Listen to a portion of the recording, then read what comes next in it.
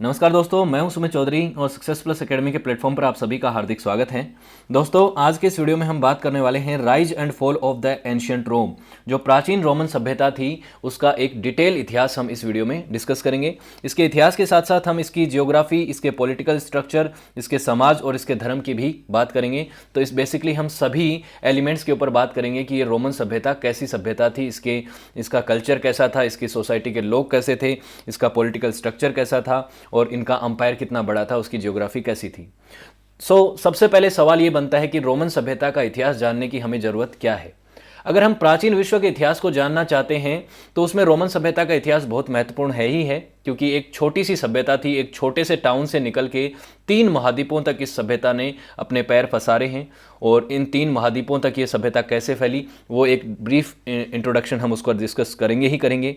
लेकिन अगर आप आधुनिक विश्व को भी अध्ययन करते हैं और अगर वेस्टर्न कंट्रीज़ को देखते हैं, स्पेशली यूरोपियन कंट्रीज़ को अगर देखते हैं, तो उनका कल्चर अगर आप देखेंगे, उनकी भाषा देखेंगे, उनका रिलीजन देखेंगे, चाहे उनका पॉलिटिकल स्ट्रक्चर देखेंगे, तो इन सभी एलिमेंट्स पे अगर सबसे ज़्यादा प्रभाव किसी सभ्यता ने डाला है तो वो रोमन सभ्यता है या फिर यूनानी सभ्यता है, जिसको हम ग्रीक सिविलाइजेशन भी कहते हैं। यूनान का इतिहास हम ऑलरेडी पढ़ चुके हैं, यूनानी सभ्यता को हम ऑलरेडी डिस्कस कर चुके हैं। दूसरी सभ्यता आती है रोमन सभ्यता। रोमन सभ्यता की अगर भाषा की बात करें, जो लैटिन भाषा है, उसी से आज के समय यूरोपियन देशों की ज़्यादातर भाषाएं निकली हैं। इंग्लिश जो दुनिया में सबसे ज़्यादा बोली जाने वाली भाषा है, उसकी मदर लैंग्वेज के तौर पे अगर देखें तो सबसे ज़्यादा शब्द जो है वो लैटिन से लिए गए हैं या फिर ग्रीक से लिए गए हैं। उसके अलावा यहाँ पे और भाषाएं बोली जाती हैं, चाहे वो स्पेनिश हो चाहे इटालियन हो, वो भी लैटिन से निकली हुई भाषाएं हैं। उसके अलावा रिलीजन की बात करें तो क्रिश्चियनिटी एक मेजर रिलीजन है दुनिया भर में। उस क्रिश्चियनिटी को भी जो सबसे ज़्यादा पैट्रोनेज मिला वो आने वाले समय में इस रोमन सभ्यता के लोगों से ही मिला, रोमन एम्पायर से मिला। लेकिन उससे पहले रोमन सभ्यता का एक और धर्म भी हुआ करता था। उस धर्म से आज के समय जो ग्रहों के नाम हैं, चाहे वो मार्स हो, जुपिटर हो, ये सब जो नाम हैं ये उस रोमन रिलीजन से लिए गए हैं। तो बहुत एक रिच कल्चर है, एक बहुत ही बड़ा इनका इतिहास है। क्या कुछ रहा था, सभी पहलुओं के ऊपर हम डिस्कस करेंगे। लंबा इतिहास रहा है, लगभग 2000 साल का इनका इतिहास है, इसलिए इस वीडियो में इसका पूरा इतिहास नहीं हो पाएगा। इसको हम 2 चरणों में पढ़ेंगे। रोमन सभ्यता का इतिहास, पहला चरण होगा आपका 753 बीसी से लेके 27 बीसी तक, कि रोम शहर की नींव रखने से लेके इसका जो रोमन रिपब्लिक जो है इसका राइज और फॉल कैसे हुआ वहाँ तक देखेंगे। उसके बाद 27 बीसी में रोमन साम्राज्य की नींव रखी गई। इससे पहले रोमन अंपायर नहीं हुआ करता था, उससे पहले रोमन रिपब्लिक था, लेकिन उसके बाद रोमन अंपायर बना गया। और इसमें क्या कुछ घटित हुआ, ये जो अंपायर है ये 3 कॉन्टिनेंट्स तक कैसे फैला। 3 कॉन्टिनेंट्स कौन से? यूरोप, एशिया और अफ्रीका तक ये सभ्यता फैली थी। इसके मैप की जब मैं बात करूंगा तो आपको समझ में आ जाएगा। तो इन 2 वीडियो में इसको हम डिटेल डिस्कशन करेंगे। उसके बाद भी कुछ चीज़ें जो रह जाएंगी उनके भी ऊपर हम डिस्कशन करेंगे। इनके रिलीजन के ऊपर मैं ऑलरेडी वीडियो बना चुका हूँ।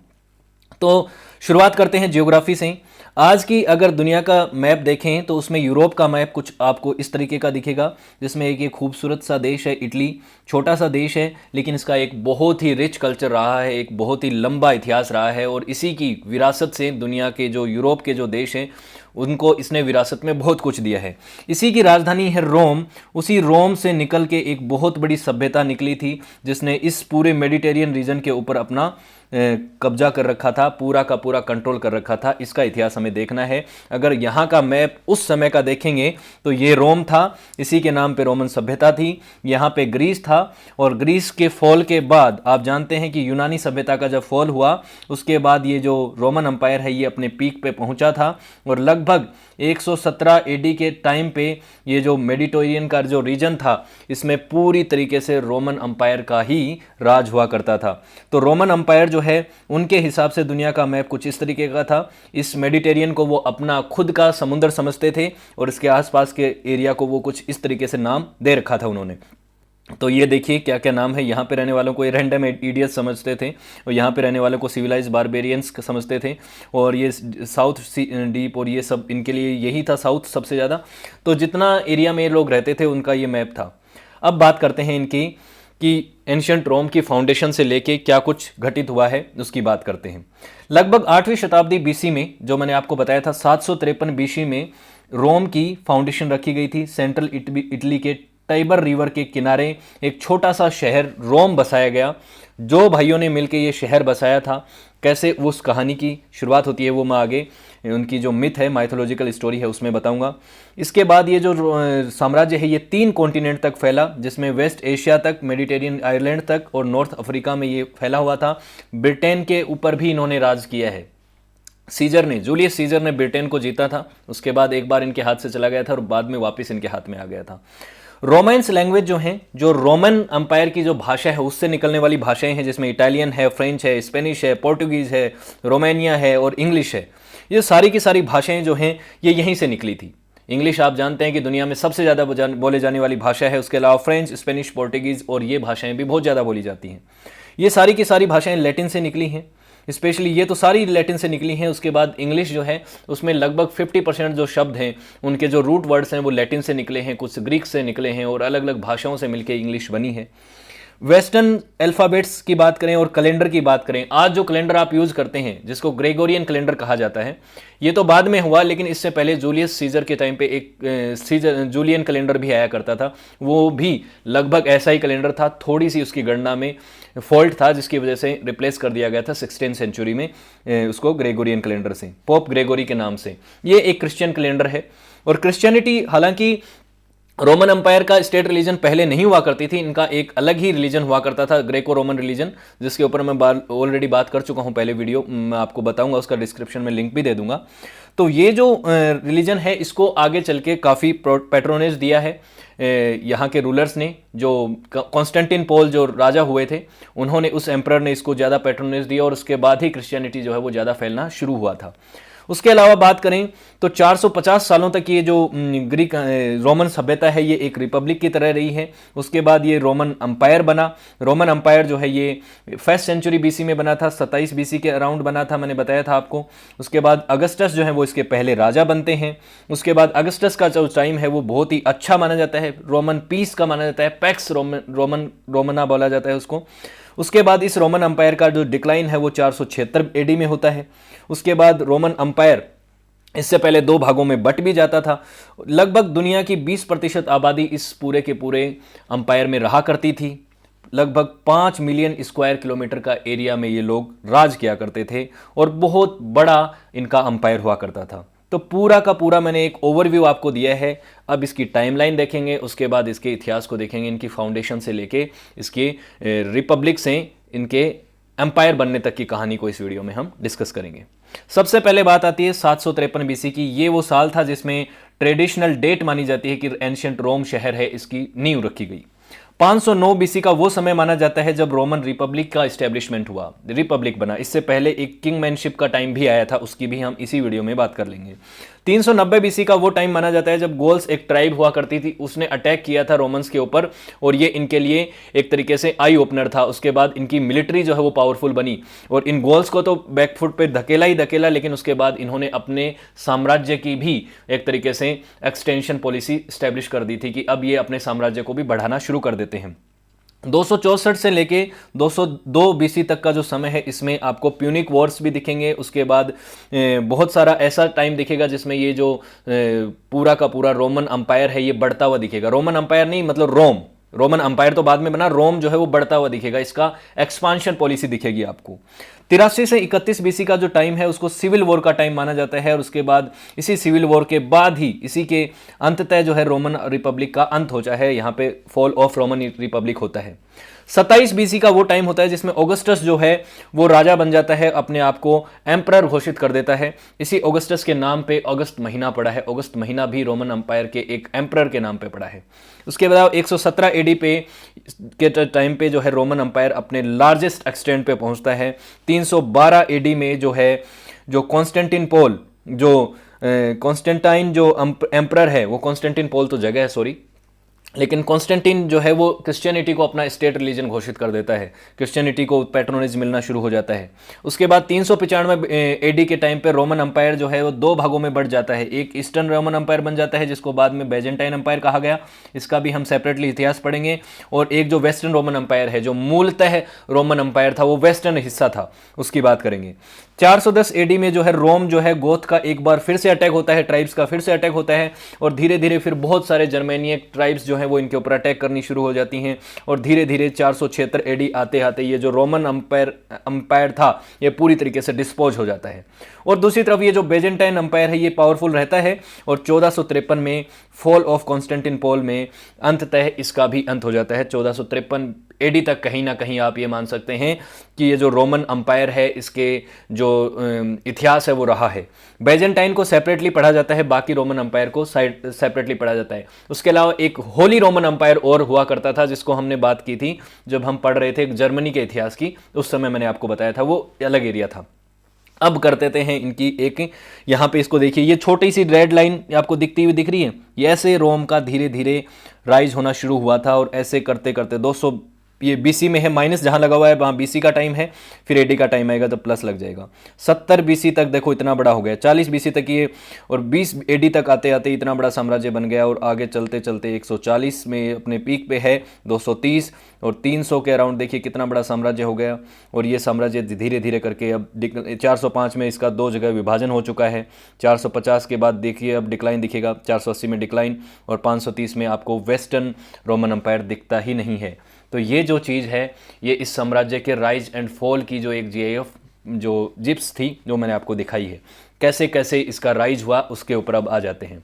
सबसे पहले बात करते हैं रोम शहर के फाउंडेशन की, और ये फाउंडिंग मिथ जो है ये क्या कहती है इसके ऊपर हम बात करते हैं।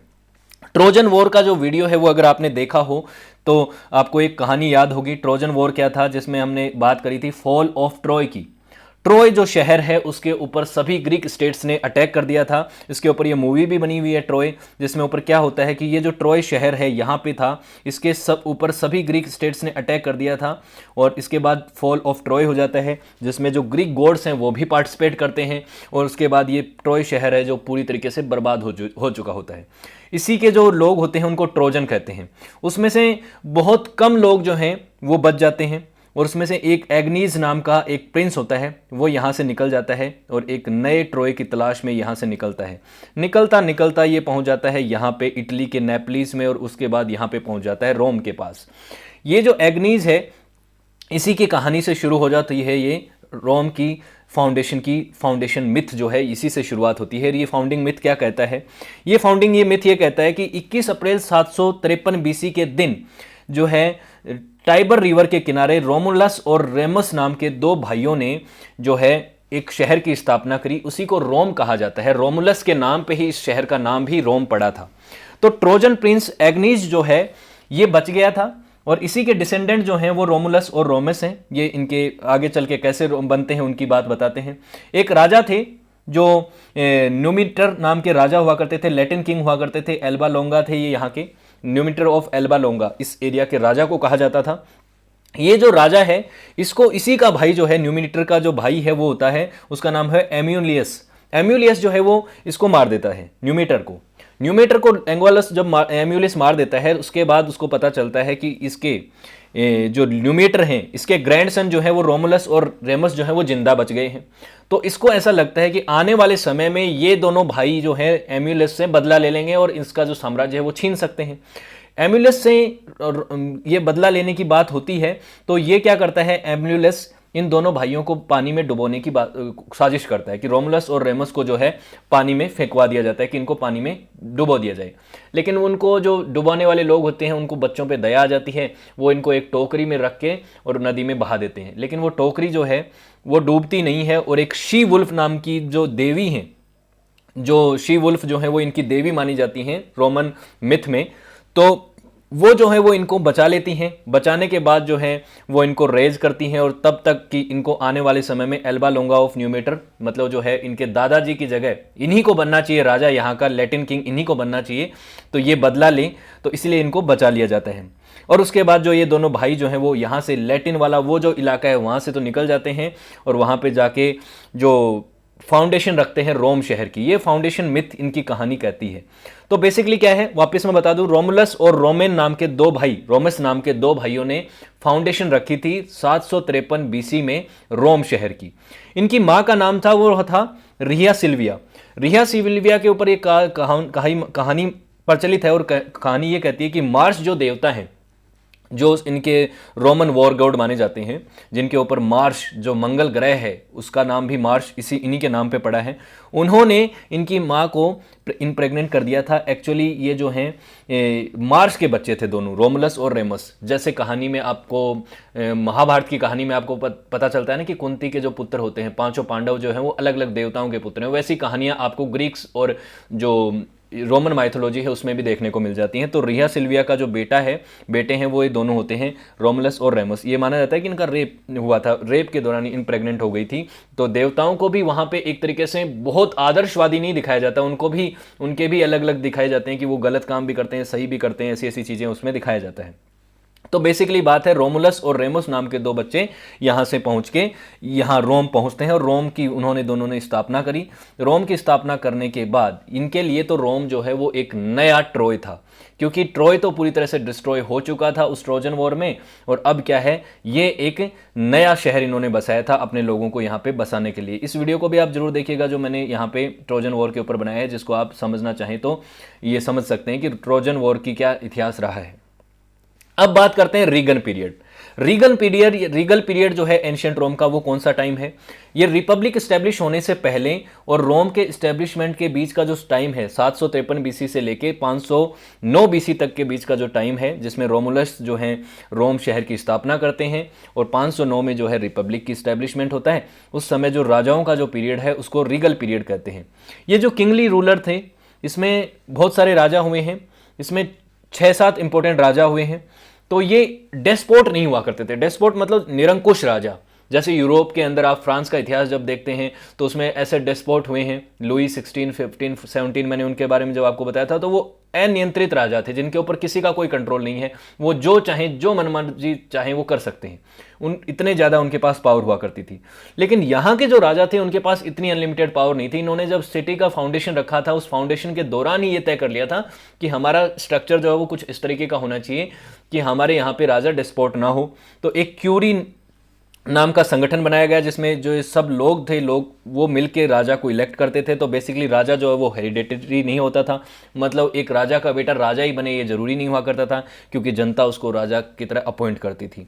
उसके अलावा एक सीनेट हुआ करता था। सीनेट जो है मतलब बेसिकली उनके मंत्रियों की एक सभा हुआ करती थी जो राजा को एडवाइस दिया करते थे कि राजा को क्या डिसीजन लेना है। तो राजा यहाँ पे चुनने के बावजूद भी अकेला सारे डिसीजन नहीं ले पाता था, वो बेसिकली एक कंट्रोल में रहा करता था सीनेट के अंडर। तो 7 लीजेंडरी इनके राजा हुए हैं रोम के। इसमें आप रोमुलस पहले राजा थे। उसके बाद एक और कहानी है, जब ये रोम की जो फाउंडेशन रखी गई थी तो रोमुलस और रेमस जो थे, तो रोमुलस ने अपने भाई रेमस की हत्या कर दी थी और उसके बाद रोमुलस राजा बन गया था। और कहानी ये भी कहती है कि रोम का नाम, उस शहर का नाम किसके नाम पे होगा, इसके ऊपर वो बात हुई थी शुरुआत में कि रोमुलस चाहता था कि उसके नाम पे हो रोम का नाम, और रेमस चाहता था उसके नाम पे हो, और यहाँ से लड़ाई हुई उनके बीच में और रोमुलस ने रोमस को मार दिया। तो रोमुलस जो है, न्यूमा पोम्पियस है, टुलस होस्टियस है, एंसियस मार्टियस हैं, ये जो राजा हैं इनके 7 इंपॉर्टेंट राजा हुए हैं। अंतिम राजा जो था वो टक्लियस द प्राउड जो है ये राजा रहा है। उसके अलावा इनके राजाओं को रेक्स या किंग कहा जाता था लैटिन भाषा में। रेक्स का मतलब किंग ही होता है लैटिन भाषा में। तो ये इनका रीगल पीरियड था। अब रिपब्लिक की शुरुआत क्यों हुई, रिपब्लिक बनाने की ज़रूरत क्यों हुई, राजा को हटाने की ज़रूरत क्यों पड़ी? राजा को तो अनलिमिटेड पावर थी ही नहीं, राजा तो कंट्रोल में था ना सीनेट के, तो ठीक था, टाइम ज़्यादा दिक्कत नहीं होनी चाहिए थी। लेकिन बेसिकली माना जाता है कि पहले 6 राजा जो थे वो काफ़ी बेनिवलेंट थे और जस्टिस में बिलीव करते थे। लेकिन आने वाले समय में जो राजा आया, अगला राजा, उसका नाम था लूशियस टार्क्विनियस सुपरबस। ये जो राजा था ये मतलब बढ़िया राजा नहीं माना जाता है। ये राजा जो है ये काफ़ी क्रूल था, इनजस्ट था, लोगों के साथ अत्याचार करता था, सीनेट की बात नहीं सुनता था। तो इस तरीके का राजा था, तो लोग इससे ज़्यादा परेशान हो गए और अब वो चाहते थे कि इसका तख्ता पलट हो और सारी की सारी ताकत जो है वो जनता के हाथ में चली जाए, राजा के हाथ से ताकत छीन ली जाए। तो 509 बीसी में जो है मोनार्की का यहाँ पे अंत कर दिया गया, इस राजा को तख्ते से हटा दिया गया और वहाँ पर फाउंडेशन रखी गई रिपब्लिक की। रिपब्लिक के फाउंडेशन के दौरान एक और कहानी भी प्रचलित है कि इसका जो बेटा था, इस राजा का बेटा सुप्रबस का जो बेटा था, उसने एक महिला, एक नोबल वुमन थी जिसका नाम था लुक्रेटिया, इसका रेप कर दिया था, जिसकी वजह से लोग और ज़्यादा नाराज हो गए थे। और क्योंकि राजा ने अपने बेटे को यहाँ पे पनिश भी नहीं किया ढंग से, तो लोग ज़्यादा नाराज हो गए। उसके बाद लोगों ने इस राजा को पूरी तरीके से हटा दिया और ये अब प्रॉपर तरीके से रिपब्लिक बन चुका था। और इसको लैटिन भाषा में बोला जाता था रेस रिपब्लिका। रेस रिपब्लिका जो शब्द है वो रिपब्लिक यहां से आया और इसको कहा जाता है प्रॉपर्टी ऑफ द पीपल। रेस रिपब्लिका का मतलब क्या होता है? प्रॉपर्टी ऑफ द पीपल, यानी कि पूरा का पूरा जो स्टेट है, पूरी की पूरी जो प्रॉपर्टी है वो लोगों की है। तो ये यहां से शुरुआत होती है। अब आती है कि रिपब्लिक बनाने का जो फंक्शन है वो कैसा होगा, कि यहाँ पे जो रिपब्लिक बनेगा उसमें किसके पास पावर रहेगी, उसका पूरा का पूरा पॉलिटिकल स्ट्रक्चर क्या रहेगा। तो काउंसिलशिप बनाई गई। इसमें जो दो कंसुल बने, काउंसिल मतलब इनको इलेक्ट किया जाता था, दो लोग थे, जो सारी की सारी पावर है इन दो लोगों के पास होती थी। एक लोग आदमी को नहीं चुना गया, जैसे पहले राजा जो था वो एक आदमी था तो सारी की सारी ताकत उसके पास थी। अब क्या कर दिया, इसको डिवाइड कर दिया गया पावर को, दो कंसुल बनाए जाएंगे। इन दो कंसुल को भी एनुअली इलेक्ट किया जाता था। ये मजिस्ट्रेट थे, इनके पास सारी की सारी मिलिट्री पावर भी हुआ करती थी, मिलिट्री चीफ भी हुआ करते थे। तो ये जनता के द्वारा चुने जाते थे, लेकिन मेनली ये सीनेट से ही चुने जाते थे। और सीनेट जो है, जिसकी बात हम पहले भी कर रहे हैं, तो ये सीनेट कैसे बनती थी? सीनेट में ज़्यादातर जो लोग थे वो पार्टीशियंस होते थे। पैट्रिशियंस क्या होते हैं और दूसरे कौन से होते थे? प्लेबियनियंस। पैट्रिशियंस और प्लेबियनियन आप समझ सकते हैं, इनके समाज की एक क्लास डिवीजन है। पैट्रिशियन मतलब नोबल लोग जो पहले से एक शाही परिवार से आते हैं या फिर जिनके पास अच्छी जमीन है, लैंडलॉर्ड्स हैं, वो लोग हैं। दूसरे प्लेबियनियंस हैं जो कॉमन लोग हैं, आम आदमी हैं। और हर समाज में या किसी भी सोसाइटी की बात करो, किसी भी सिविलाइजेशन की बात करो, आम लोगों के बीच में और नोबल्स के बीच में एक हमेशा स्ट्रगल चलता रहता है अपने रिसोर्सेस के लेके। तो इनके बीच में पावर स्ट्रगल चलता रहता था। आम आदमियों को, लोगों को ज़्यादा पावर मिली भी नहीं थी। ज़्यादातर पॉलिटिकल पावर जो थी वो इन पैट्रिशियंस के पास थी और सीनेट के जो ज़्यादातर मेंबर्स थे वो पैट्रिशियंस थे। प्लेबियनियंस को थोड़े थोड़े ऑटोनॉमी मिली हुई थी, ये अपना कुछ पॉलिटिकल ट्रिब्यून्स बना सकते थे, अपनी पॉलिटिकल बॉडीज सेपरेटली बना सकते थे, लेकिन इनके पास इतनी ज़्यादा पावर नहीं थी। लेकिन बाद में धीरे धीरे करके जब इनका शोषण होने लगा प्लेबियंस का, तो बाद में इनको सत्ता ताकत भी मिलेगी, और वो कब मिलेगी उसकी बात हम आगे करेंगे। तो तीन तरीके के लोग थे। एक हैं पैट्रिशियंस जो शाही लोग हैं, जिनका आप वेशभूषा से, इनकी कपड़ों से देख सकते हैं कि इनका एक ओहदा था, इनके पास पैसा था। उसके अलावा हैं प्लेबियनियंस, ये जो आम जनता थी, ज़्यादातर पॉपुलेशन इसी से आती थी। उसके अलावा तीसरे थे स्लेव्स, जिनको स्लेव बनाया जाता था, जो कि मेनली ये वो जो लोग थे जो किसी दूसरे किंगडम को जब हराता था रोम, और उसके बाद वहाँ के जो लोग बच जाते थे उनको स्लेव बना लिया जाता था। तो ये स्लेवरी का भी सिस्टम इस रोमन साम्राज्य में था, ग्रीक में भी था, रोमन में भी था। तो स्लेवरी का एक लंबा इतिहास रहा है, इसको भी हम सेपरेटली किसी दिन डिस्कस करेंगे। अब बात करते हैं रिपब्लिक की और बातों की। तो रोमन लॉ कोड की भी इस्टेब्लिशमेंट हुआ 450 बीसी के अराउंड, जो है एक प्रॉपर तरीके से रोमन लॉ कोड बना, जैसे कि हमारा आईपीसी, सीआरपीसी जैसी चीज़ें हैं ना, जिसमें कानून है बेसिकली। तो ये रोमन को लॉ कोड जो है, इसमें 12 ब्रॉन्ज टेबल्स बनाए गए थे, टेबल जिनको 12 टेबल्स कहा जाता है, जिसमें बेसिकली लीगल प्रोसीजर हुआ करते थे, सिविल राइट्स हुआ करते थे, प्रॉपर्टी राइट्स हुआ करते थे। और आने वाले समय में जो सिविल और भी कोड बनने वाले थे, उनके लिए ये एक बेसिक फंडामेंटल वो बनाया गया था, लॉ कोड बनाया गया था, जिसमें 12 टेबल थी। उसके बाद इसी को आगे चल के 300 ईसी के अराउंड इसको फिर से अमेंड किया गया, जिसमें प्लेबियनियंस की भी मदद ली गई। पहले प्लेबियनियंस को ज़्यादा इसमें इंक्लूड नहीं किया गया था, उनके पास पावर नहीं थी, लेकिन बाद में उन्होंने काफ़ी विरोध किया और उनको राइट्स की उन्होंने डिमांड करी, उन्होंने विद्रोह किए, तो उनको पॉलिटिकल राइट्स भी देने पड़े। उनकी जो राइट्स थे उनको बढ़ाया गया, सिविल राइट्स भी उनके बढ़ाए गए, प्रॉपर्टी राइट्स भी उनके बढ़ाए गए। तो रिपब्लिक का ये इनका इस तरह से फंक्शन चलता रहता था। अब बेसिकली बात आती है रोम को एक्सपांशन की क्या जरूरत पड़ी। एक्सपांशन ऑफ रोम, एक छोटा सा शहर था जिसमें राजा को भी हटा दिया गया है, अब वहाँ पे कंसूल है। तो क्या कंसूल, क्या सरकारें जहाँ पे रिपब्लिक हो वो कभी अपने एरिया को बढ़ाने की बात करती हैं? नॉर्मली तो नहीं होता। आज के समय पे दुनिया के जो रिपब्लिक्स हैं वो अपनी बाउंड्रीज को जैसे एक्सपेंड करने की कोशिश नहीं करते, क्योंकि वो इंपीरियलिस्टिक नहीं है। तो ये क्यों कर रहे थे? देखिए, बात यह है कि लगभग 390 बीसी के अराउंड जो रोम के ऊपर एक अटैक हुआ, गोल्स का एक प्रजाति थी। 300-400 बीसी के अराउंड का मैप दिखा देता हूँ पहले तुम्हें। तो ये तो रोम था, छोटा सा रोम आपको दिख रहा है, ये रोमन्स रहते थे। यहाँ पे 390 बीसी के अराउंड एक अटैक होता है गोल्स का, तब उनके लिए ये आई ओपनर होता है। रोम के लोगों के लिए ये होता है कि हमें अपनी मिलिट्री को स्ट्रॉन्ग बनाना पड़ेगा, क्योंकि इनके शहर को पूरी तरीके से तबाह कर दिया जाता है। तो उसके बाद धीरे धीरे करके अब ये चाहते हैं कि ये आसपास के जो जगह हैं इनके ऊपर भी अपना कंट्रोल करना चाहते हैं। जब मिलिट्री इनकी पावरफुल हो जाती है, तो मिलिट्री जब पावरफुल होगी तो आसपास के एरियाज़ को भी ये एक्सपांड करने की कोशिश करेंगे। तो एक्सपेंड करने की कोशिश करने के दौरान ही लगभग 364 बीसी के अराउंड पूरे के पूरे इटालियन पेनिनसुला को इन्होंने अपने कंट्रोल में ले लिया था। कैमिलस नाम का एक मिलिट्री हीरो था, उसकी लीडरशिप में इन्होंने धीरे धीरे करके ये अपने एरिया को एक्सपेंड कर रहे थे। और जब दो मिलिट्री पावर्स एक दूसरे के कम कांटेक्ट में आती हैं तो उसके बाद क्या होता है, वॉर होता है, और वो वॉर हुआ भी। अब ये तो 200 बीसी के आसपास का मैप है, लेकिन उससे पहले का मैं आपको एक मैप और दिखाता हूँ। लगभग 264 बीसी के अराउंड ये जो रेड कलर है, ये पूरा का पूरा रोम इतना एक्सपेंड कर चुका था। मैंने पहले आपको इतना सा दिखाया था, लेकिन 264 के अराउंड कैमिलस की लीडरशिप में ये इतना बड़ा साम्राज्य हो चुका था। अब इतना बड़ा साम्राज्य हो चुका है तो दो बड़े साम्राज्यों की आपस में कंट्रोल वो होने लग गई थी, बाउंड्री शेयर होने लग गई थी। एक तरफ था रोमन रिपब्लिक, जो साम्राज्य नहीं है, लेकिन दूसरी तरफ कार्थेनियन अंपायर था, जिसकी यहाँ पे बाउंड्री लगने लग गई थी सिसिली में। सिसिली भी आज के समय तो इटली का ही हिस्सा है, लेकिन सिसिली के दो आयरलैंड है यहाँ पे। तो सिसिली के इस वाले हिस्से के ऊपर कंट्रोल हुआ करता था कार्थेज अंपायर का।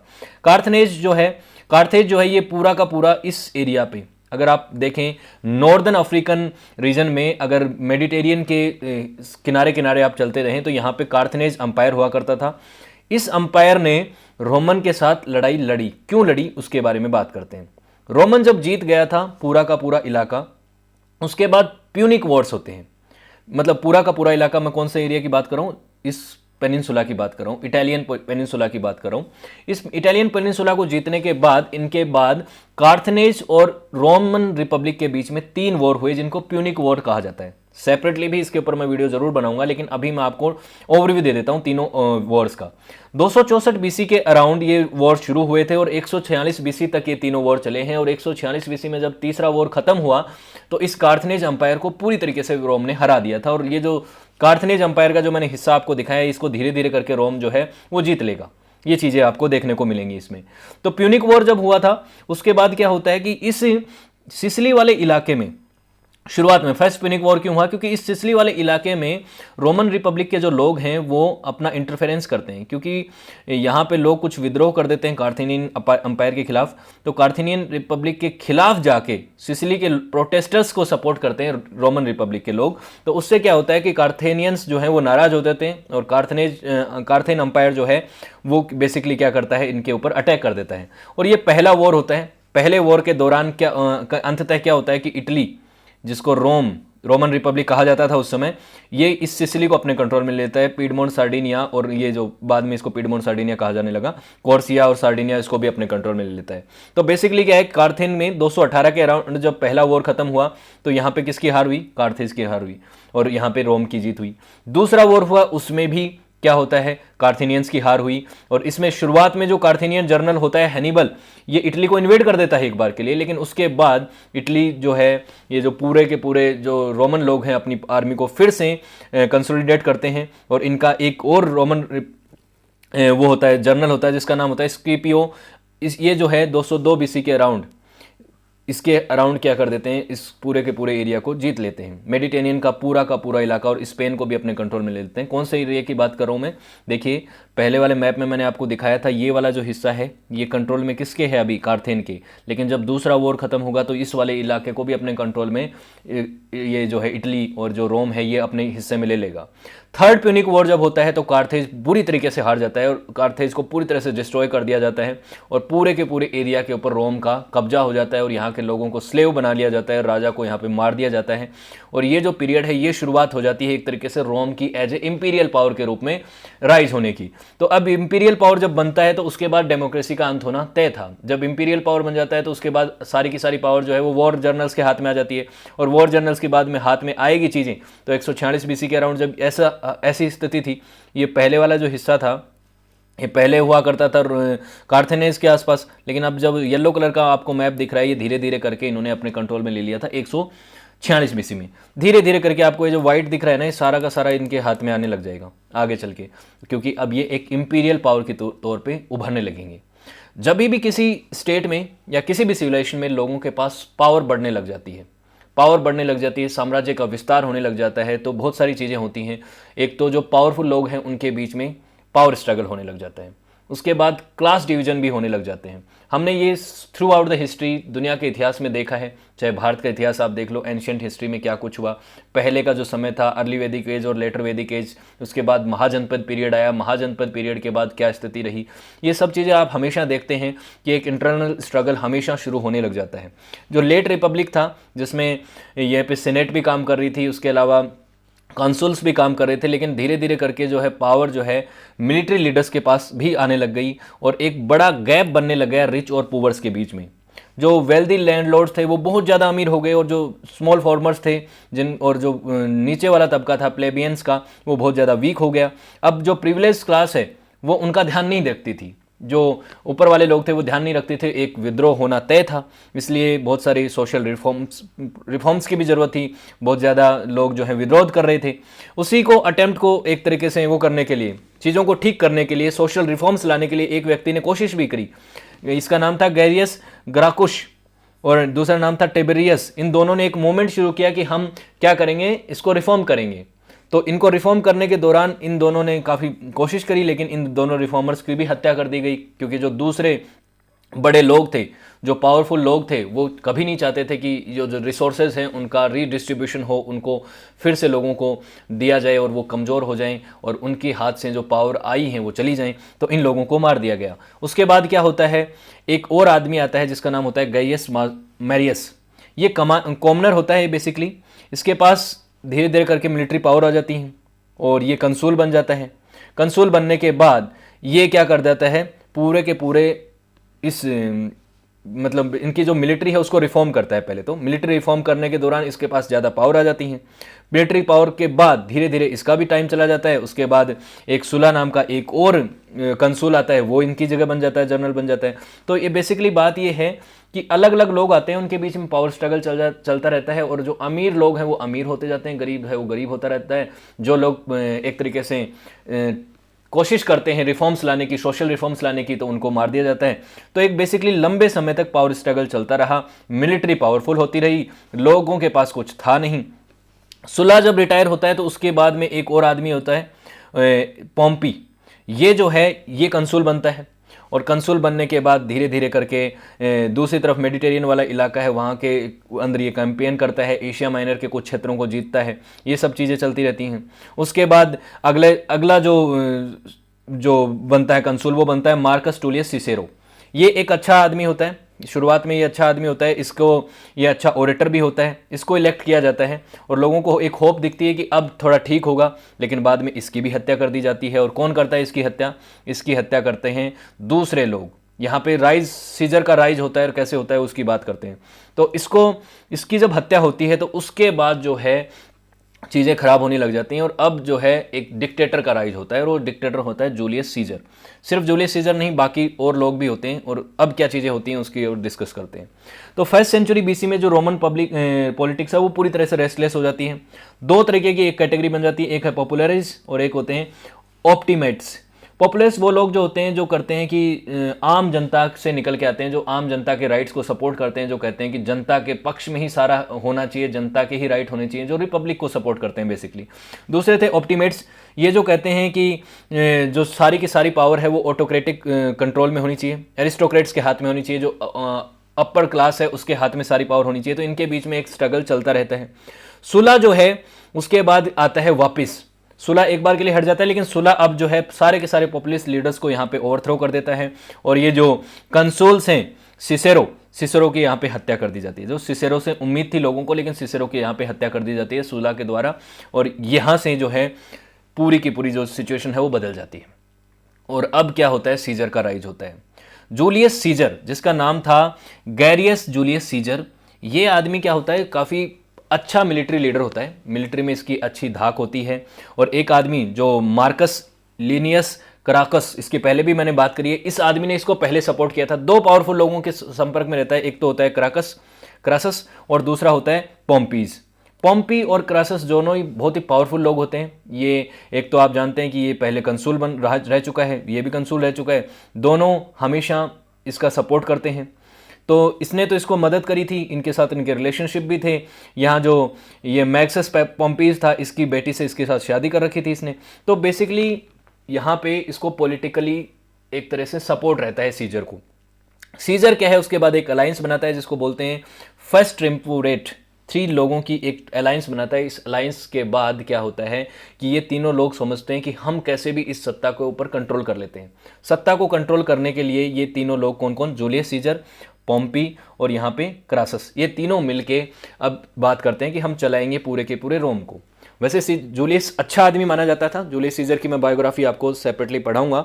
सीजर का टाइम जो है उस समय एक बहुत ही, सीजर ने सत्ता को डिक्टेटर खुद को घोषित क्यों किया, क्योंकि उससे पहले एक बहुत ही लंबा सिविल वॉर का टाइम चल रहा था। ये जो कंसुल्स थे इन्होंने पूरी तरीके से सत्ता को अपने हाथ में ले लिया था। सीनेट की बात सुनी नहीं जाती थी, लोगों के अधिकारों को पूरी तरह से मार दिया गया था। उसके अलावा अमीरी और गरीबी के बीच में बहुत ज़्यादा फासला हो चुका था। तो बेसिकली जनता खुश नहीं थी। इसीलिए क्रैसस ने और जूलियस सीजर ने और पॉम्पियो ने मिलके क्या कर दिया था, इस पूरे के पूरे इलाके को एक वो बना ली थी, अलायंस बना ली थी कि अब हम तीनों मिलके शासन करेंगे।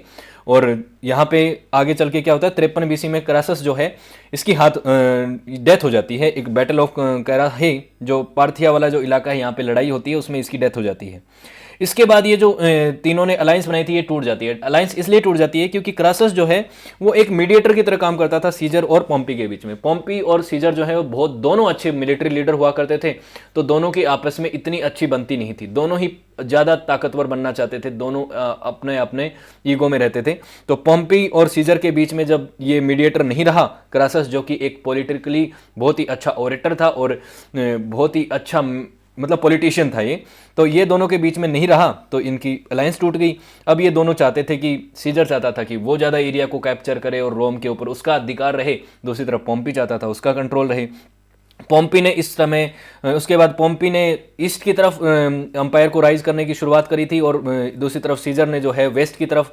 तो सीजर ने तो ये वाला इलाका जीत लिया था, ब्रिटेन वाला, स्पेन के आगे तक चला गया था वो। और दूसरी तरफ ये पॉम्पी जो है ये जेरूसलम तक और जो एशिया माइनर वाला इलाका है यहाँ तक जीत रहा था। पॉम्पी की इजिप्ट में 48 BC के अराउंड हत्या कर दी गई और एक पॉलिटिकली इन्फ्लुएंसड या हत्या करी गई थी। सीजर के कहने पे ये माना जाता है कि इसकी हत्या करी गई थी।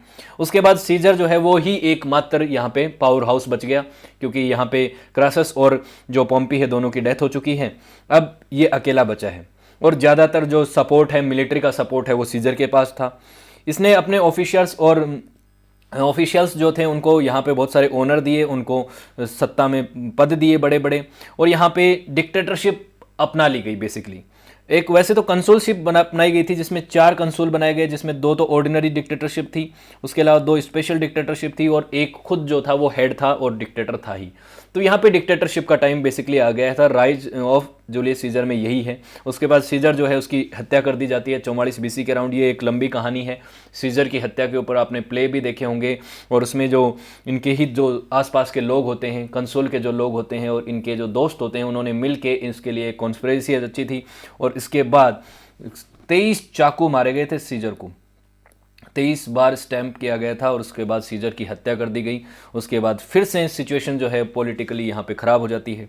सीजर के टाइम पे कितना बड़ा था रोम का साम्राज्य, ये देखो इतना बड़ा साम्राज्य था रोम का सीजर के टाइम पे। बहुत बड़ा जेरूसलम, सीरिया, ये सारा इनके हाथ में आता था और इधर काफ़ी बड़ा, यहाँ तक एक बार जीत लिया था लेकिन बाद में ये इनके हाथ से वापस चला गया था। ये जो इलाका है सीजर ने जीता था।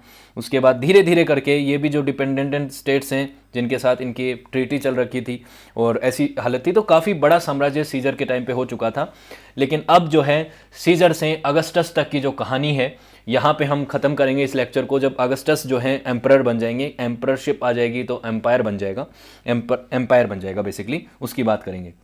तो जूलियन सीजर की जब हत्या करी गई थी मार्च 1544 BC को, उसके बाद जो बाकी जो लोग हैं उन्होंने अब सत्ता को कब्जाने की कोशिश करी। जो ज़्यादातर लोग थे, मार्कस जूनियस ब्रूटस और गैरियस कैसियस, इन लोगों ने मिल के ही प्लान किया था जूलियस की सीजर की हत्या को प्लान किया था इन्होंने।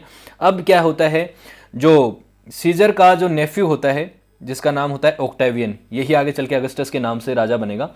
ऑक्टेवियन जो है ये फोर्स को ज्वाइन करता है और उसके बाद धीरे धीरे करके रोम की जो स्थिति है वो वापस नॉर्मल होती है। पहले तो इनके बीच में ही पावर स्ट्रगल चलता रहता है कि ये जिन लोगों ने मारा था सीजर को, अब वो सत्ता को हथियाना चाहते थे।